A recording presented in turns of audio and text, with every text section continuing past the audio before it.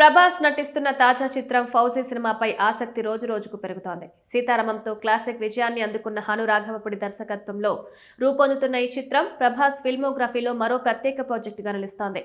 ఇటీవల విడుదలైన title reveal పోస్టర్తోనే cinema చుట్టూ అంచనాలు పెరిగాయి. అయితే అభిమానులు ప్రభాస్ ఫుల్ లుక్ చూడలేకపోవడంతో కొంత ఆసక్తిగా ఎదురుచూస్తున్నారు. రెండో ప్రపంచ యుద్ధం నేపథ్యంలో పీరియాడికల్ స్టైల్లో తెరకెక్కుతున్న ఈ సినిమా భారీ స్థాయిలో రూపొందుతోంది. ఇండస్ట్రీ వర్గాల సమాచారం ప్రకారం ఇప్పటివరకు షూట్ చేసిన సన్నివేశాల అవుట్పుట్ పట్ల ప్రభాస్ సంతోషంగా ఉన్నారట.